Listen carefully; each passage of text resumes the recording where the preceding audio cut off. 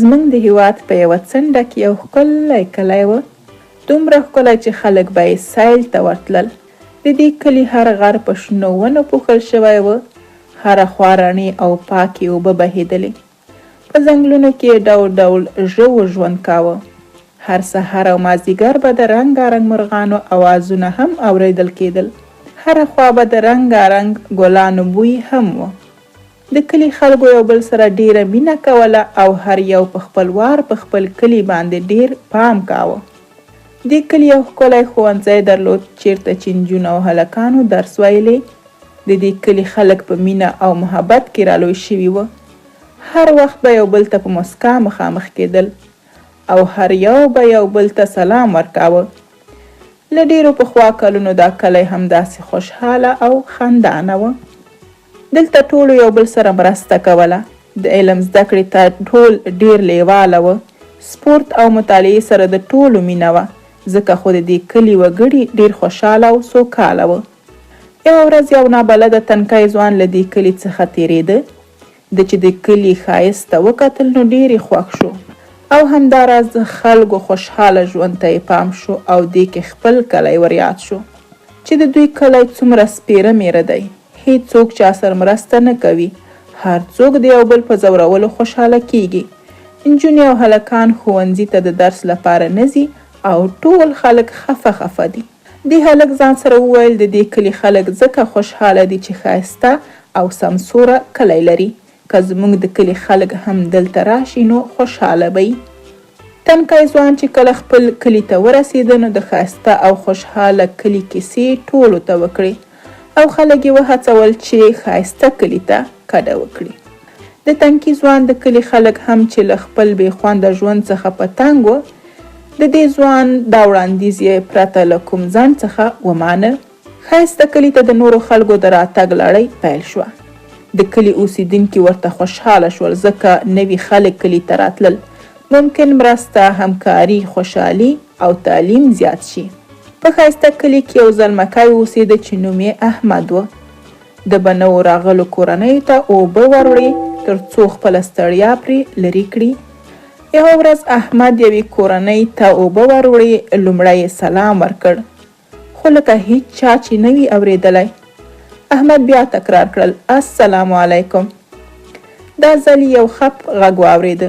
وعلیکم سلام. داسې ښکارېده لکه په ټولو چې دروند غم وي.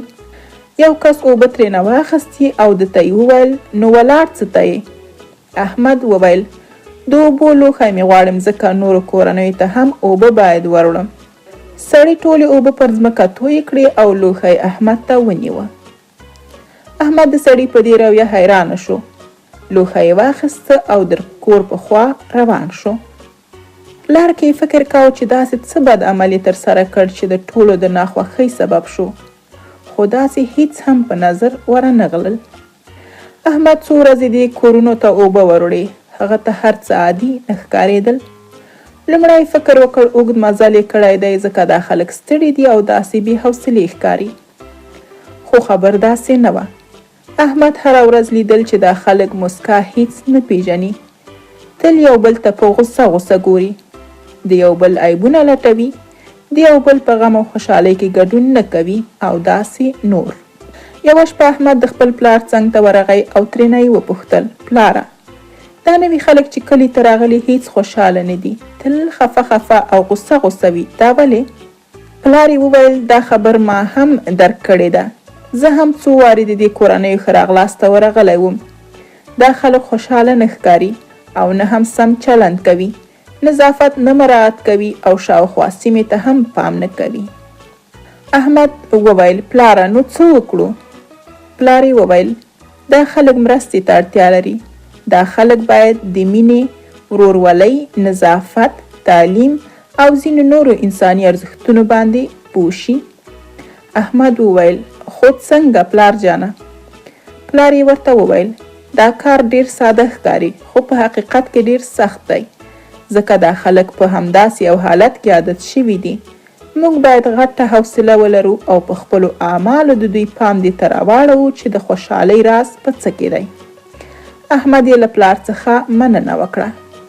د نوو راغلو کډو ماشومان ښوونځي ته نه تلل په هر ځای کې به یې لوبې کولې، ګلان او شنه بوټي به یې راشکول. هر څه به یې چې خوړل هره خوا به یې خطا کول. دوی به په خپلو منځونو کې په وړو وړو خبرو شخړې هم سره کولې او یو بل به یې وهل.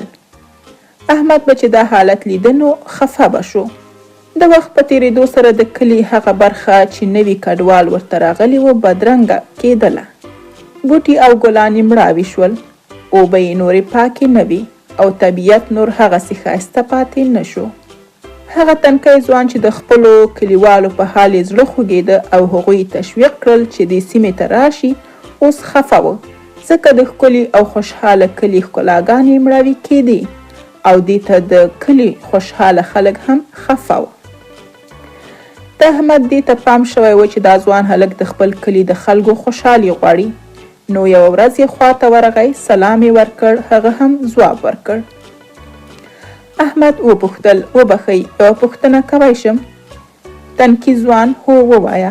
احمد: ستا نوم څه دی؟ تنکي ځوان وویل: زما نوم حمزه دی. احمد حمزه ته وویل: زما نوم احمد دی. ته ولې تل داسې خفه ښکارې؟ کومه ستونزه لرې؟ حمزه وویل: هو.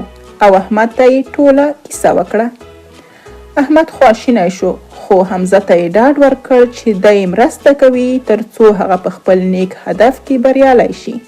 اوس نو احمد او حمزه تل یو بل سره لیدل او مشورې به یې کولې چې څنګه د حمزه کلیوال له دې ناوړه حالت څخه راوباسي.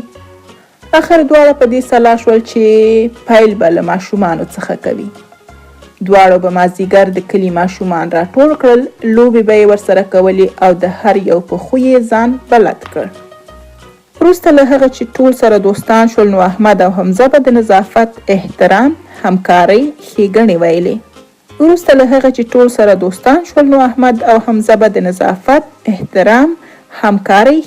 ورته ویلې.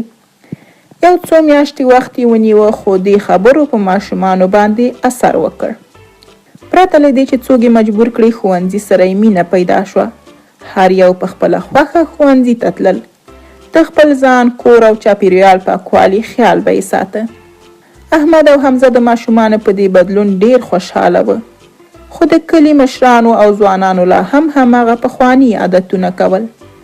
حمزه او احمد ته دا غوره نه ښکارېده چې مشرانو ته نصیحت وکړي. دوی باید په دې اړه کوم بل فکر کړی وای. احمد او حمزه د دې کار د حل لارې پیدولو لپاره کتابونو ته مخه کړه. ډیر داسې کتابونه یې ولوستل چې ارواپوهانو د انسان د خوشحاله ژوند کولو په اړه لیکلي وه. دوی په انټرنیټ کې د ډیرو لیکوالانو مقالې هم ولوستې. په آخر کې دواړو د حل لار پیدا کړه. د هر کور ماشومانو ته یې وویل چې تاسې غواړئ کورنۍ مو د احمد د کلي په څیر خوشحاله واوسي؟ نو هر یو ماشوم بې له ځنډه وویل: هو، موږ غواړو. احمد او حمزه ورته وویل: پرته له دې چې د کور مشرانو ته مو بې احترامي وکړئ، په عمل کې ورته ثابته کړئ چې شخړې، بې اتفاقي، یو بل پسې خبرې کول، مردارخورګي او بې مسؤلیتي انسان ته یوازې غمونه راوړي او بس. دې سره احمد او حمزه ماشومانو سره مرسته کوله تر څو خپل کور کې څه ډول چلند وکړي چې مشران تر اغیز لاندې راشي. وروسته له دې به ماشومانو خپلو منځونو کې نمایشي شخړې کولې او بیا به یو دوه نورو ماشومانو د لویانو مخکې په دې خبرو سره خلاص کړل چې جګړه هیڅ ګټه نه لري. ولې تاسې د حضرت محمد صلی الله علیه وسلم هغه خبرې هم هیرې شوي چې ښوونځي کې مو ویل؟ مسلمانان باید یو بل سره په مینه او محبت کې ژوند وکړي. یا به سهار وختي جګ شول، د کور شاوخوا ګلان به یې اوبه کړل، چا به که چېرته کوم څه بې ځایه غورځولي و نو راټولول به یې. او همداسې هر یو هڅه کوله چې په کور دننه د مور او پلار او نورو مشرانو ترمنځ د جګړې مخه ونیسي. د ماشومانو دې کار په لویانو غیر مستقیم اغیز وکړ، یعنی هغوی هیڅ هم پوه نه شول، خو خوی او عادتونو کې بدلون راغی. زړونه یو بل ته نږدې شول، په یو بل یې باور پیدا شو، ستونزې به یو بل سره شریکولې، د طبیعت له ښکلاګانو یې خوند اخیسته او بالاخره د کلي نوي اوسیدونکي هم خوشحاله او نیکمرغه شول. احمد او حمزه لرې د یوې شنې تپې په سر ناست و، داسې ځای چې ټول کلی ترېنه ښکارېده. حمزه احمد ته وویل: دې کار 2-3 کاله وخت ونیوه. تا ما سره د زړه له تله مرسته وکړه تر څو زما د کلي خلک د خوشحاله اوسېدو راز زده کړي. احمد وویل دا زما فرض و چې له تا سره مې مرسته کړې وه. که ما تا سره مرسته نه وه کړې نو امکان یې و چې دواړه کلي په غم او خفګان اخته شوي وه. دواړو یو بل ته مسکا وکړه او د خپل ښایسته کلي ښکلاګانو باندې سترګې خښې کړې، کوم چې د دواړو ګډ ښایسته او خوشحاله کلی و.